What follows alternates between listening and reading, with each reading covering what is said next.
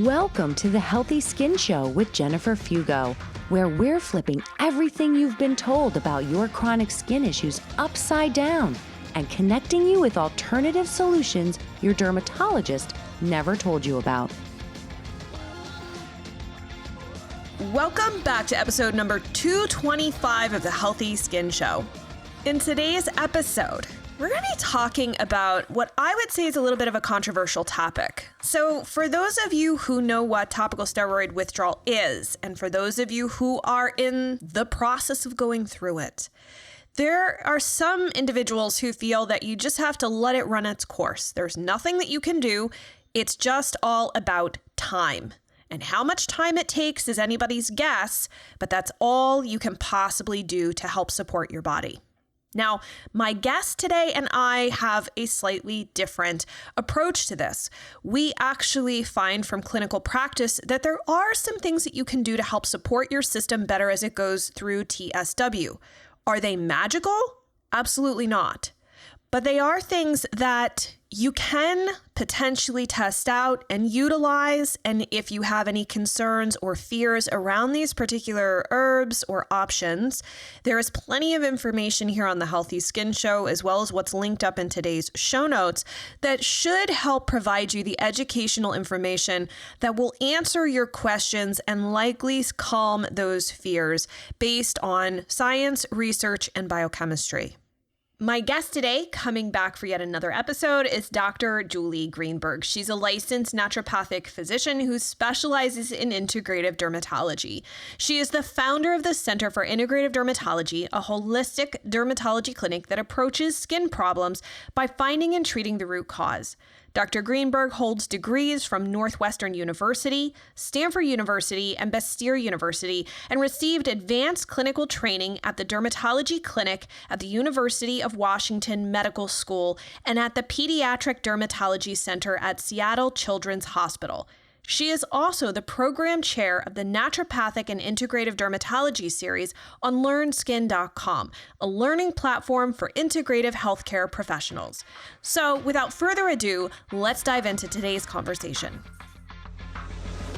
Dr. Greenberg, I am so excited to have you come back. Every time you are here, you drop a ton of knowledge bombs, and we always have such a great conversation. So I appreciate the time, and especially on such an interesting topic where there still is not a lot of research. I'm so excited to be here again and to talk with you about this. I think, as you and I agree, this is really an important topic, and there's a lot of misinformation out there. So I hope you and I together today can help get some good information out there on TSW. Yeah, I feel like, unfortunately, there's all of this fear around food, around a lot of different things, which I understand because people do become highly reactive. So I would love for you to maybe kick off this conversation with, what do you feel are like some of the missteps of how we're currently addressing or thinking about TSW in terms of trying to get better? I think the first thing that people are completely ignoring is that the underlying condition that got them there, which is usually eczema, that's the reason that they were using topical steroids or calcineurin inhibitors like tacrolimus or PDE4 inhibitors like Eucrisa. That underlying problem with eczema has not been addressed and solved. So you have two problems when you have TSW. You still have eczema, and now you have TSW, and you have to address them both, right? The TSW is really an immediate crisis, and depending on the severity of the TSW, it can be quite severe. People can get hospitalized, not be able to work, lose relationships. So we need to do some things to address the immediate TSW on hand, but you cannot forget about that eczema and that underlying condition that got you there.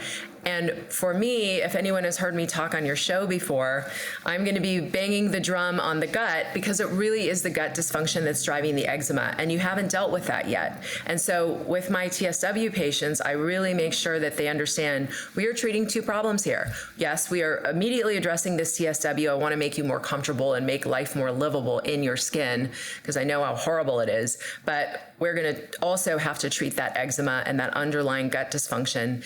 And so it really takes that two-pronged approach to get TSW under control in a reasonable amount of time and hopefully get rid of it for good.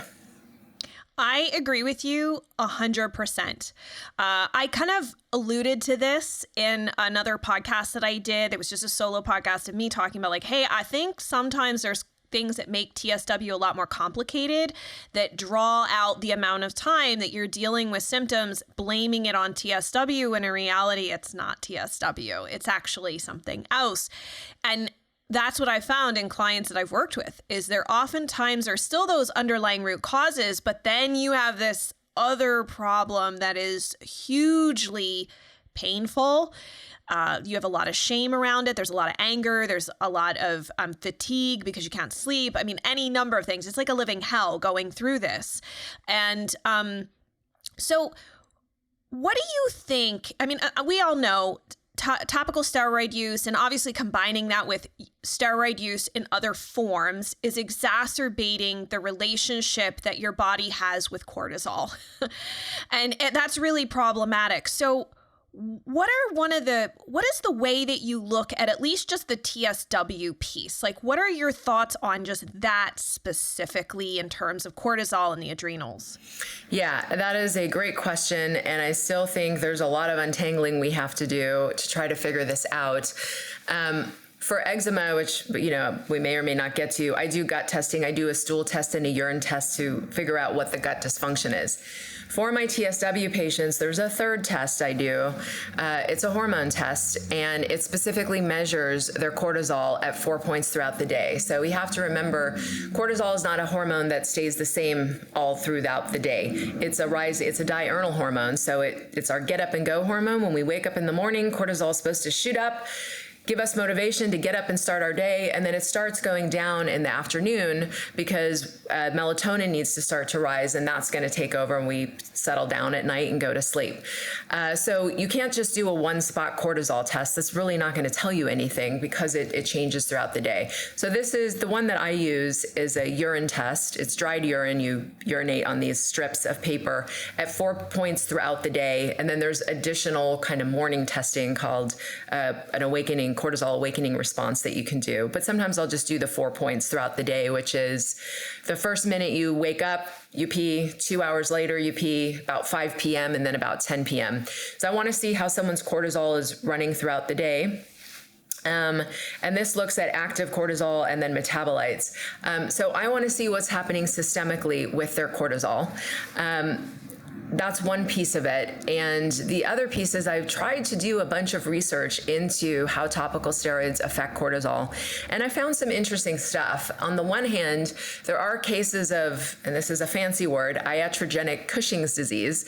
Iatrogenic means that the disease was caused by medication. And Cushing's is a disease of the adrenal system where you have like too little cortisol being produced. So we know as doctors that if we give someone oral steroids like prednisone, we can absolutely shut down their adrenal glands because the body's always trying to be efficient. So it's looking around and going, oh my gosh, I have so many things I have to manufacture. How are we doing on cortisol? And if we take something like an oral steroid, that's basically, it's called a corticosteroid. It's basically giving your body cortisol. The body is smart, and it's like, where did all this cortisol come from? I don't know, but cool. It's like finding a bag of money, right? And it gives the signal to the adrenals, like, hey, shut down production of cortisol because we don't need you.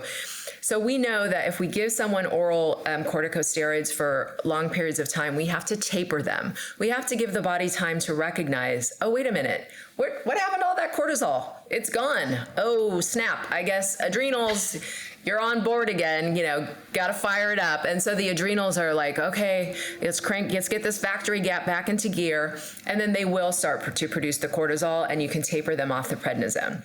For some reason, most of the medical community kind of denies that topical steroids can do this. Like, no, we don't absorb, the cortisol. It's not enough. Well, the truth is there's many factors to that.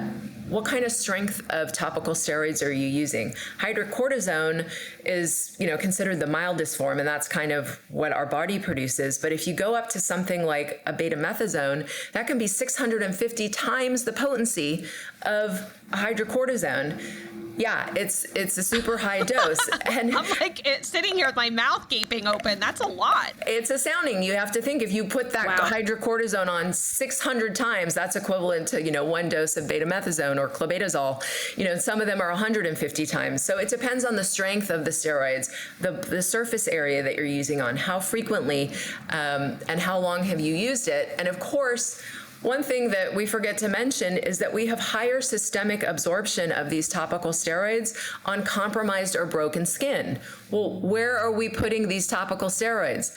On compromised and broken skin. You're not putting it on healthy skin. So of course you're going to absorb more of that topical, whatever it is. As we talked about, topical steroid withdrawal is a little bit of a misnomer, because it can happen as a result of topical steroids, oral steroids, topical calcineurin inhibitors, again, that's tacrolimus, pimecrolimus, and PDE4 inhibitors like Eucrisa or crisaborole is the name. So we really kind of need to come up with a new nomenclature than just TSW, but your listeners should know that I'm talking about all of these things. We are putting all of these topicals on compromised skin. We are going to absorb more of them systemically.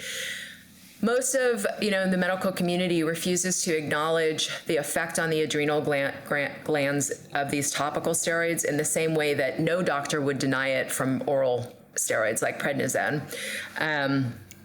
But there is literature that, I've done research of these induced adrenal insufficiencies like Cushing disease from topical steroids. So it's not that it's not out there in the literature. It's just still not well accepted, amongst dermatologists.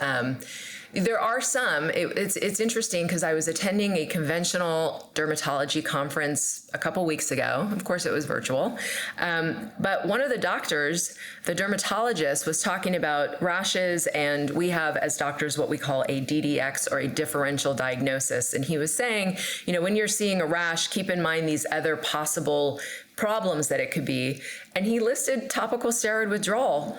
And I nearly fell out of my chair, because you don't hear that many dermatologists recognizing TSW as a legitimate and real condition. So, it depends on the dermatologist, but this was at a conference. He was talking about eczema and brought up topical steroid withdrawal as a legitimate possible alternative to skin problems that you're seeing. So that was wonderful. But then, in the next session, there was another dermatologist who was kind of complaining about his patients who didn't want to go on topical steroids for whatever reason, because a lot of dermatologists now are getting pushback from patients. Like, I don't want to use a topical steroid. This can harm me or my child, and this is obviously not addressing a root cause, because we're not deficient in topical steroids. And his advice was that he tells patients that topical steroids are natural because we produce cortisol. And, that's a little disingenuous. Yeah. So it was a very interesting juxtaposition from two dermatologists with completely differing opinions, obviously, of topical steroids and, what might be legitimate and how to approach patients. But that was quite interesting, is from session to session. And I don't think it's fair to tell patients that topical steroids are natural, because that is not exactly the case. No, it's not. And I mean, I'm going to admit, I'm not a doctor, but if it's manufactured, it's not natural. It may be similar, but it's not natural. And to deny that everything has an impact, both positive and negative. I mean, you could literally eat yourself into a coma if you eat like pounds and pounds of Swiss chard or kale every day because of the goitrogens in them. If it's raw, it's very rare, but it has happened. So, no one's going to argue that kale and Swiss chard are bad for you, but like to act as if there's no potential harm from using a medication at high levels for years and years and years, and to never, I just think we have to find a different way.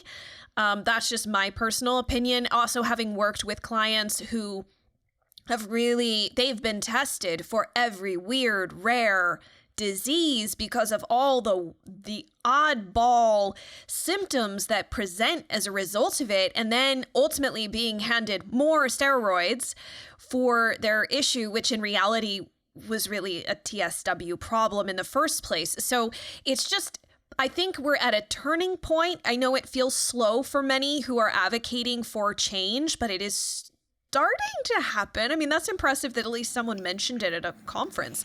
Yeah. But I think, we want to also too, one reason I invited you here is because I think that it's important as a community, since there's no standard right now. Like it's basically practitioners who agree or believe in this and are working with this population to be able to share what's actually working and what we see, because there are no studies to really look at here to say, oh, this herb or do that. Like we have to think outside of the box and be creative. And so I want to preface this, of course, you guys who are listening know, this is not medical advice. These are just recommendations. These are suggestions that you bring back to your own practitioner to discuss. You do your own research. We are not suggesting by any stretch of the imagination that anything we discuss here today this is your next step. It's not. It's just information only. It's important that we share that because TSW is complicated. It can also be complicated when we assume like maybe you have a flare-up and it could be a skin infection. You do have to be careful of that. So what are some of the first things that you find have been helpful for your patients who are struggling with TSW? Like, are you going in and actually supporting adrenal function, or what are some of the things that you find that are helpful? Yes. Thank you for saying that about this is not medical advice. And I really want to stress that people need to work with a provider. But so in my experience with TSW, so I told you I do that test to test the cortisol. I have found that in most of my patients, their cortisol is high. Now, I am not sure if this is like a rebound effect because the steroid, and interestingly, I've done research, we have cortisol production in the skin.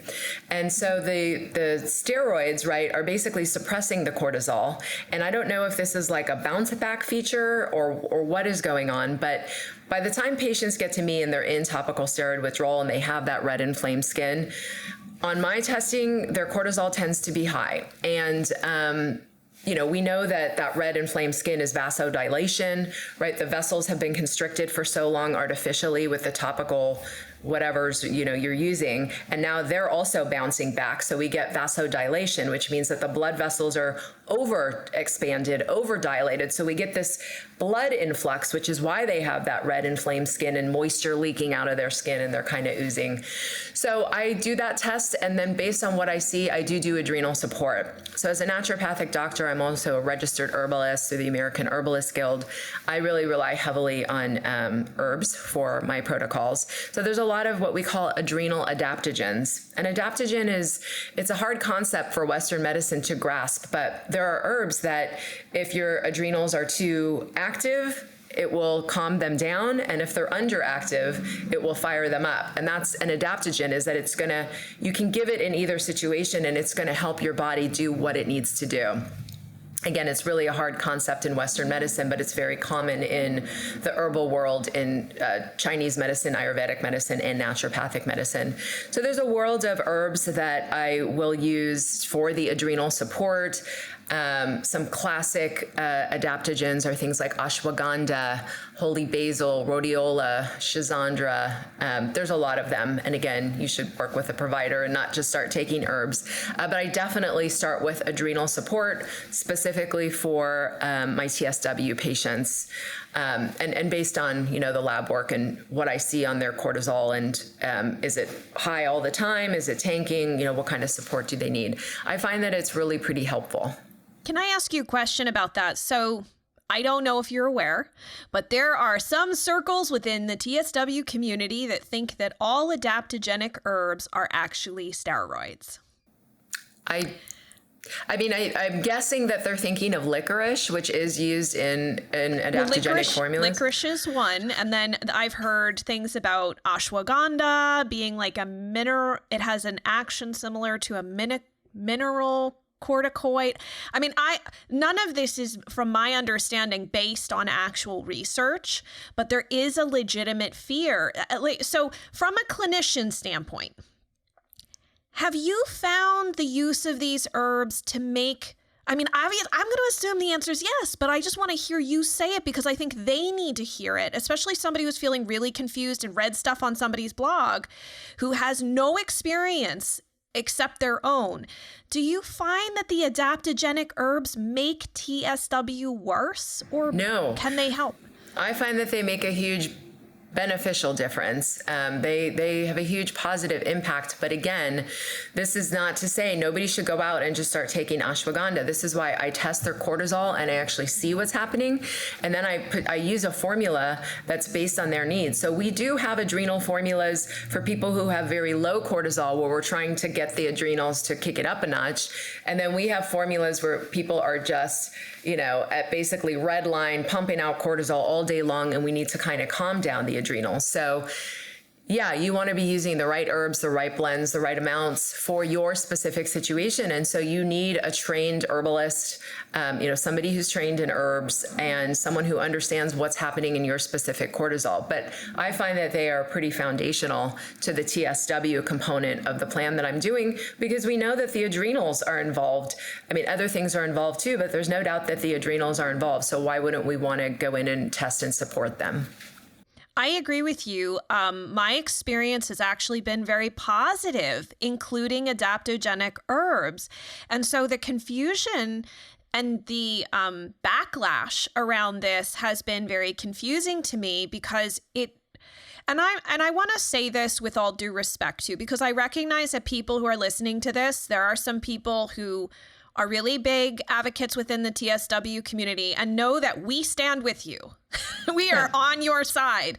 But there are some things that have been really misconstrued, because and I think part of this, and maybe you can speak to this too, Dr. Greenberg, is that when you're in TSW, I think you become afraid of everything because you feel like you're reacting to everything. And so people start connecting dots where maybe there are some dots to connect and maybe there aren't. And it's it feels like this caused a problem, but in reality, it wasn't really that. It could have been the fact that maybe it was the issues under the surface, like gut dysbiosis or something else that's causing the flare. But because you happened to take something at the same time this happened, you assume that because what you took, that was the problem.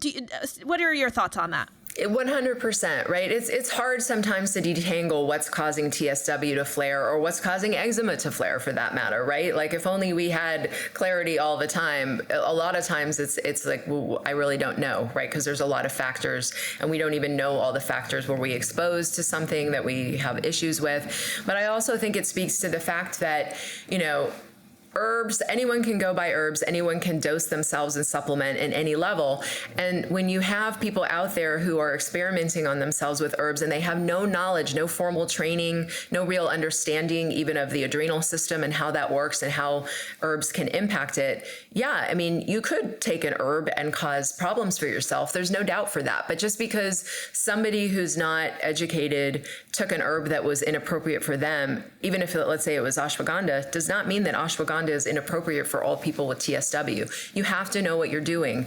And that's why I really recommend that people go to providers who understand TSW and are properly formally trained in the use of these herbs and supplements, so that you're not getting the wrong thing that could make it worse. I have never found that supporting the adrenals has made it worse, personally, in my patients. Yeah, and I always think writing it out, while I understand, but then part of me is like, really? Because your body needs support. It's so depleted. I almost look at it as like a really depleted state where you do need support to help kind of like bring the system back up, almost, in a sense. But again, this has been my experience. What about too, I also find that people tend to be very depleted in certain like nutrients across the board. Like, it just seems, and at times almost difficult to get their nutrition levels to come back up in like a maybe it would take someone a month or two to get like a low vitamin D or something to come back up to a healthier level. But sometimes it's challenging for folks with TSW. Do you ever find that to be the case with nutrient depletions or anything like that you see in your cases?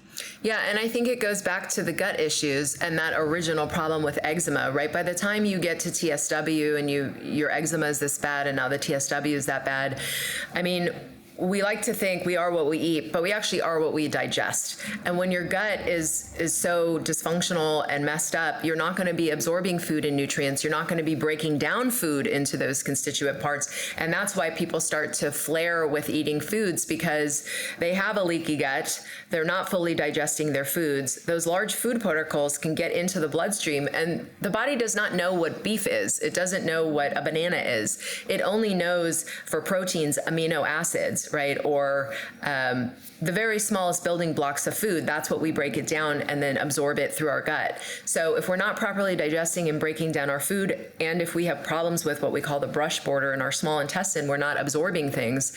So they really are at risk. And that just speaks more to, you have to go back to a couple levels. Why did they get the TSW? Because of eczema. Why did they get the eczema? Because they have real gut dysfunction, and you have to go back and fix that. So I am testing and treating the gut at the same time that I am treating the TSW. Those two have to come together.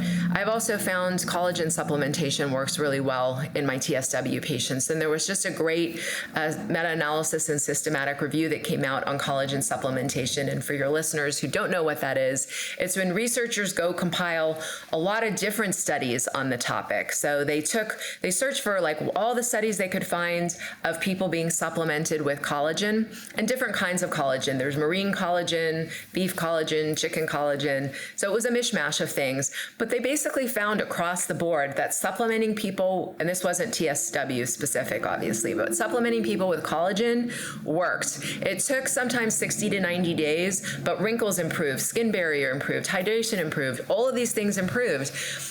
And it's interesting because conventional doctors like dermatologists were kind of poo-pooing collagen supplementation for a long time. Like, no, how could that work? Because you eat the collagen, but then your body breaks it down into its tiny pieces. And so how is that actually helping? But they found it helps. You give those building blocks, and yes, the body breaks it down into its little tiny pieces to digest it, but it's rebuilding it again in the skin. And I have found collagen to be very useful in my TSW patients. We know collagen is a problem with them. And so that's another thing that I specifically give to those patients. Is there any specific, I'd say gram type dosage? Like, do you shoot for just like, a lot of like the serving sizes are somewhere between like 11 to 16 grams, depending on the supplements. Do you feel like that's sufficient, or sometimes do you even consider going higher depending on the severity? I usually do like one scoop of the thing, which is kind of in the ranges you were saying. The study I just mentioned was basically saying starting at 5 grams, you will see an impact. So I don't feel like I need to like overload them with like, scoops and grams of collagen. Yeah. We just do one a day. And the formula I use has an herb in it that's like an anti-inflammatory herb. So I kind of do special things. But then it also depends on the patient, because that's beef collagen. So if you have patients, and I will say there's no such thing as collagen supplementation if you have vegans or vegetarians. Collagen is going to come from an animal source. There are some patients who are pescatarian, and you can get marine or fish-based sources. But if you have a vegetarian or vegan, you're not going to be able to supplement them with collagen unless they're willing to do it. Yeah, and that seems to be the case, is having the discussion and helping them to make the best decision for themselves, obviously. I wanted to ask too your thoughts on, so you talked about saying, okay, we have this adrenal issue, so we have to support the adrenals. But then on the other side of things, we have this gut issue, and you have to address that simultaneously. But I find that how compromised the adrenals are will dictate how much you can kind of push the body to deal with what's happening.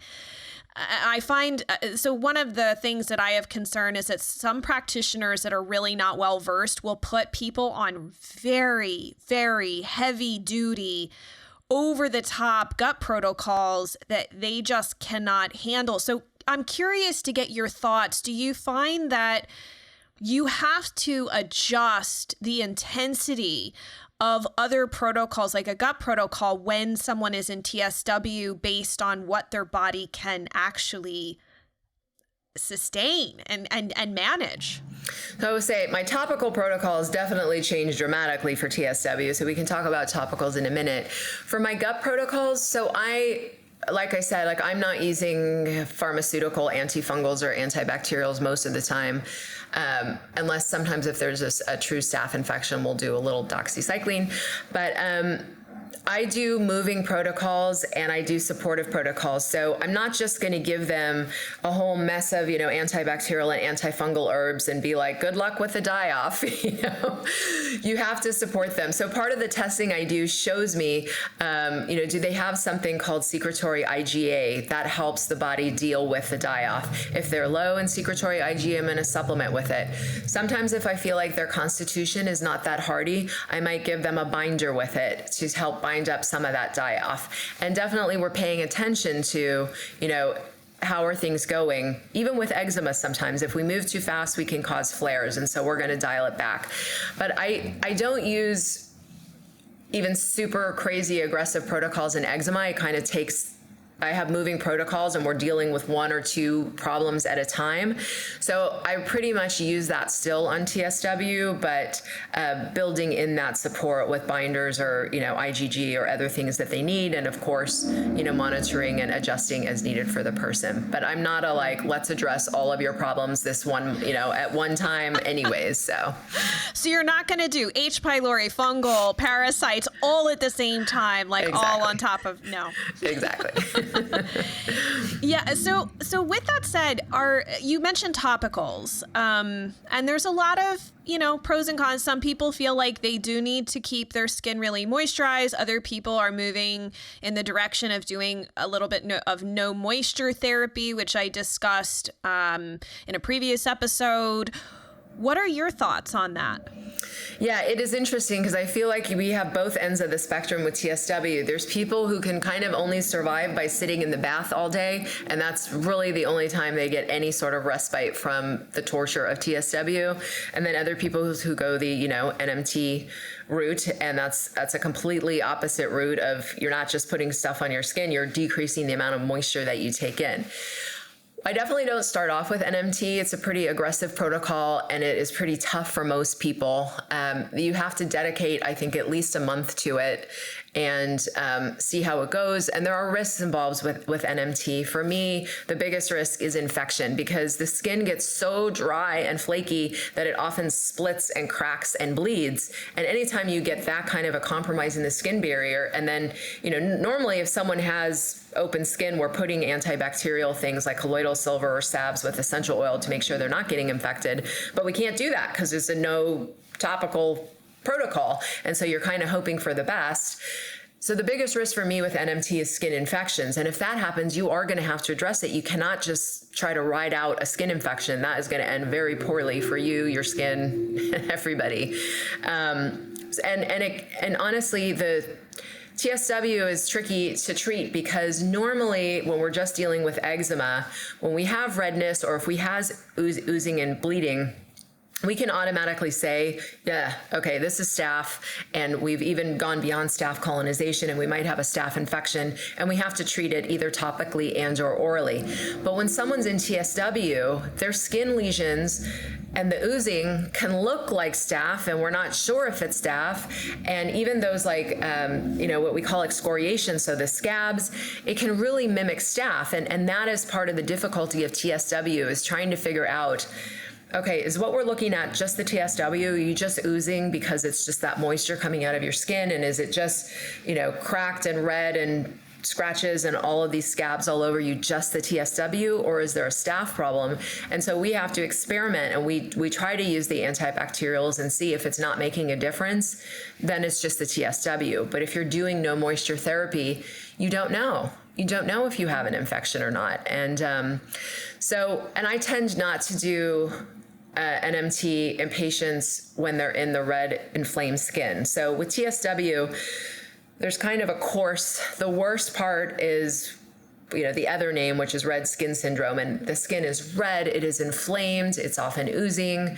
It can happen in certain parts or all over the body. And that's where we see the classic sleeves, where you will see cutting off at the wrists. It's just like this sharp demarcation of red inflamed skin, and it stops.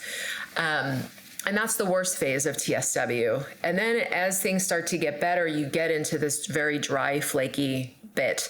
And that's actually an improvement and a calming down and a healing. And then once you go through that very dry and sloughing, and you might get the elephant skin. I mean, I have a patient who is a lean, healthy 40-something individual, but there are these bags of skin around his knees. That's the elephant skin right now, but that's actually an improved state. And then eventually the body works itself out, and you kind of get through that, and you have the normal skin.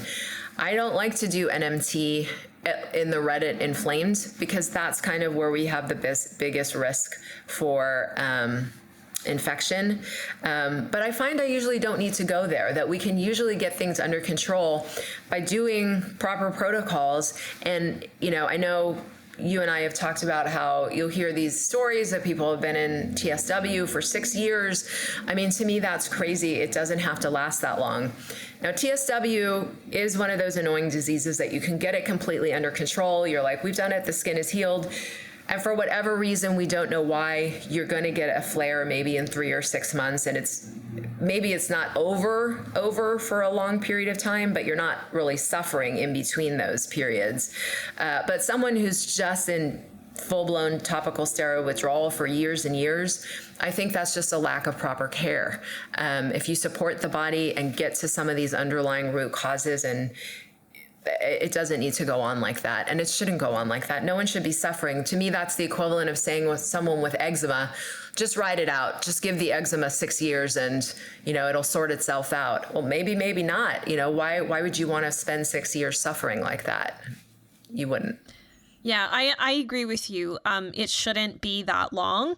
Yes, you may have lingering issues that are, you're like, yeah, I kind of have some dry, flaking skin, but I'm sleeping through the night. I'm feeling better. I'm able to get outside. I'm able to do some movement, and, you feel more like a normal person. And that is, believe it or not, it can be possible within a number of months. It doesn't have to be years.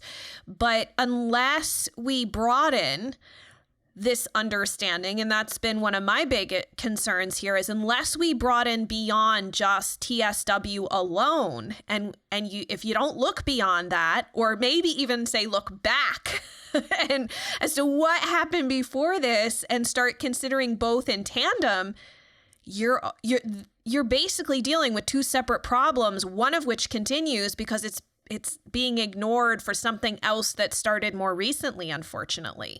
And so for anybody listening to this, obviously the goal here is we want to encourage you to look deeper. We're not trying to make anybody feel bad who might feel like they've been muscling along through this and trying to deal with it naturally and letting their body rebound back to a healthier state on its own. But this whole, I guess, diagnosis, it's not a diagnosis, but what this is evolving. There is evolving knowledge about it. Like, unfortunately for everyone who is in it now, you are literally living through the very early stages of everyone understanding how to address this. And that stinks. We all recognize it. There's no real template right now. So we're working together. I feel like all of the practitioners who do work with this are trying to work together to help create better tools so that everyone can get better care and get through this faster. That's ultimately the goal. Dr. Greenberg, before we sign off, just any, aside from people maybe reconsidering their thoughts around using adaptogens, any other like little pearls of things that might be helpful or things that you would recommend? I know like Dr. Leo had recommended to me hemp oil supplementally. Anything that you find might be helpful for someone to give a shot or consider? I think when it comes to using topicals, you constantly have to reevaluate the TSW because it is very fickle. And 1 week patients can be using this topical and it's working great, and then all of a sudden, no, they can't tolerate, let's say aloe vera gel, which can be super helpful, right? So they're using it, it's great, and then all of a sudden, nope, can't do the aloe anymore, or vice versa. They were using this, type of oil or lotion, and it was, wasn't working at all, but we come back to it a month later and now that's the thing that gives them relief. You just have to keep experimenting with different topicals and just listen to your body. If it's not working for you right now, set it aside, don't force yourself, and find things that are helping. In general, I don't like lotions. I get on my little soapbox and do a talk. Lotions are an emulsion of oil and water. And I ask my patients, what happens, when you did your 5th grade science experiments and you poured them together, what happens when you put oil and water together? And everyone knows, they float, they don't mix. And so in order to get a lotion, you have to use an emulsifier to smash the molecules together, the water and the oil, and keep them together. And now that you have water, you need to have preservative. And a lot of the oil that's used in lotions is actually petroleum based. So you will see things like petroleum oil, mineral oil, petrolatum. That's all byproducts from the gasoline industry. So in general, I like to use oils and not lotions. TSW, I will say, is the one kind of exception. The skin is so sensitive sometimes that it can't handle oils, that would be too much for it. And so you do want to try to find like more natural type of lotions that don't contain as many preservatives, that don't contain petroleum oil. But yeah, I think, just keeping experimenting with the topicals until you find something that provides some relief for you for the time being. And then if that stops working, you just keep looking for other things and really working with a provider who has experience with TSW to help you get through it faster. I mean, on some level, the body always works at the pace it's going to work at, but we can definitely do things to support it. And by no means is TSW, a quick fix kind of situation, but it definitely can be helped with a knowledgeable provider. Yeah, and that is an important point I want to echo. Make sure, I know it can be tempting, like, oh, well, I want to deal with this myself, so I'm going to just get a nutritionist. I really love this person's, or a doctor. I see them writing on Instagram. If they don't know what TSW is, that's where you can land yourself in big, big trouble. That's what I have seen be one of the biggest problems, is where someone has worked with somebody who has no idea and they're like, well, I'll ask my friends or my colleagues what to do.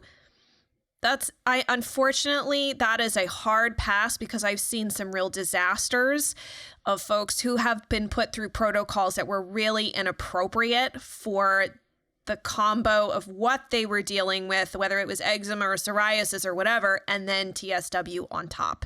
So you got to find somebody and work with someone that really does understand what TSW is. So thank you so much, Dr. Greenberg. I really appreciate your time and, as always, your wisdom. It's so appreciative. And I know that everyone listening, whether they're a practitioner or they're a patient going through this, is going to, I love that you're kind of challenging, that you're like, no, we need to reconsider adaptogens. Like, they serve a purpose. They can be helpful. And I really appreciate you sharing all this wisdom, because what you're seeing is what is happening in clinical practice. It's not necessarily written about in papers just yet. It's literally on the cutting edge, and it's so important for people to hear about this. Well, thanks so much for having me on. As you said, it's still in early days. It's not even considered a legitimate diagnosis now. I know that's going to change in the future. And, it's people like you talking about it and bringing to light, our patients' real struggles with this, that leads to a dermatologist talking about it at a conference, and eventually it will become an accepted, diagnosis code. And, hopefully we'll get more research then and more understanding to this really terrible disease. Absolutely. And so for anybody who's looking to connect with you, how can they reach you? So I'm a licensed naturopathic doctor in California, Oregon, and Washington. So if anyone is located in those states, I can treat you as a patient.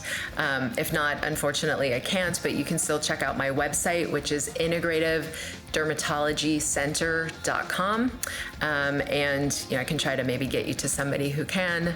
And there's lots of information on there about eczema and other things as well. I have lots of other podcasts and courses that I teach. So if you go to the About Us page and you're looking for more information, that might help.